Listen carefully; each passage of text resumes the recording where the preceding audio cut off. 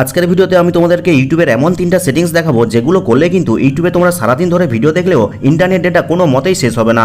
আর তার জন্য তোমাদেরকে কি করতে হবে, চলে যেতে হবে ইউটিউব অ্যাপের মধ্যে। আর ইউটিউব অ্যাপের মধ্যে গেলে কিন্তু তোমরা দেখতে পাবে তোমাদের মোবাইলের যে ইউটিউবের হোম স্ক্রিনটা রয়েছে সেখানে ভিডিওগুলো কিন্তু অটোমেটিক প্লে হচ্ছে। দেখো আমি কিন্তু ক্লিক করিনি, অটোমেটিক প্লে হয়ে যাচ্ছে। আর এই কারণে কিন্তু তোমরা ইউটিউব অ্যাপটা ওপেন করলেই অনেক ডেটা শেষ করে ফেলো। তো এখন কি করতে হবে, এই অটোমেটিক প্লে হওয়াটাকে বন্ধ করতে হবে। তো তার জন্য নিচে যে কর্নারের লোগোটা রয়েছে এখানে ক্লিক করতে হবে। ক্লিক করার পরে দেখো এখানে কর্নারে কিন্তু সেটিংসের আইকন দেখা যাচ্ছে। তো এখানে জাস্ট ক্লিক করবে। আর ক্লিক করলে দেখো প্রথমে কিন্তু জেনারেল নামে একটা অপশন রয়েছে, এখানে জাস্ট ক্লিক করবে। আর ক্লিক করার পরে দেখো কিছুটা নিচের দিকে গেলে তৃতীয় নম্বরে একটা অপশন রয়েছে প্লেব্যাক ইন ফিডস। তো এখানে জাস্ট ক্লিক করবে। আর ক্লিক করার পরে দেখো তোমাদের কিন্তু অলওয়েজ অন এই অপশনটা সিলেক্ট করা রয়েছে। তোমাদেরকে কি করতে হবে, জাস্ট এই অফ অপশনে ক্লিক করে দিতে হবে। ব্যাস, আর কিন্তু তোমাদের মোবাইলের হোম স্ক্রিনে কিন্তু আর ভিডিও অটোমেটিক আর প্লে হবে না। দেখতেই পাচ্ছ এখন কিন্তু আর প্লে হচ্ছে না। এইভাবে কিন্তু তোমাদের মোবাইলের ডেটাটাকে ইউটিউবের মধ্যে সেভ করে ফেলতে পারবে।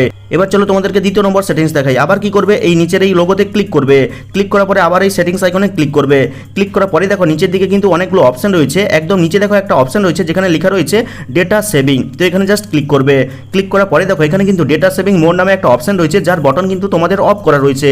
তো কি করবে, জাস্ট এই বটনটাকে অন করে দিবে। তো এতে কিন্তু অনেক ডেটা সেভ হবে। তো এরপরে ব্যাকে ফিরে আসবে। আর দেখো এই সেটিংসের লিস্টের মধ্যে কিন্তু আরেকটা অপশন রয়েছে যেখানে লেখা রয়েছে প্লেব্যাক। তো এখানে জাস্ট ক্লিক করবে।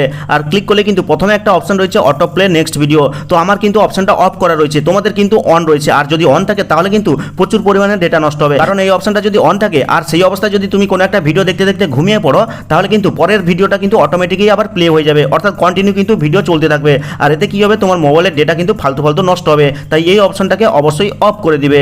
এরপরে ব্যাকে ফিরে আসবে। ব্যাকে ফিরে আসার পরে দেখো আরেকটা অপশন রয়েছে ভিডিও কোয়ালিটি প্রেফারেন্স। তো এখানে ক্লিক করবে।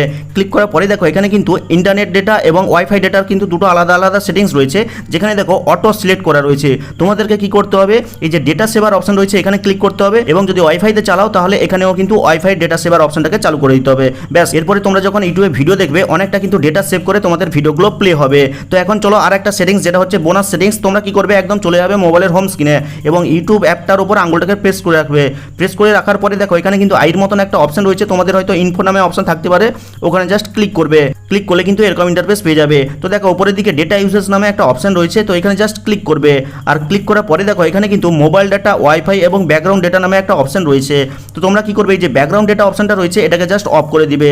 অফ করে ওকেতে ক্লিক করে দিবে। আর ওকেতে ক্লিক করলে কি হবে, তোমরা ইউটিউব অ্যাপ থেকে বেরিয়ে এলেও ইউটিউব কিন্তু ব্যাকগ্রাউন্ডে আর কোনো ডেটা আর খরচ করতে পারবে না। আর এই কয়েকটা সেটিংস করলে কিন্তু ইউটিউবে তোমরা সারাদিন ধরে ভিডিও দেখলেও অনেক ডেটা সেভ হবে। তো আশা করি এই ভিডিওটা তোমাদের অনেক কাজে দিবে। কাজে লাগলে লাইক করে চ্যানেলটিকে সাবস্ক্রাইব করবে, কমেন্ট করে জানাবে কেমন লাগলো আজকের এই ভিডিওটা। তো দেখা হচ্ছে পরবর্তী কোনো এই ধরনের হেল্পফুল ভিডিওর সাথে।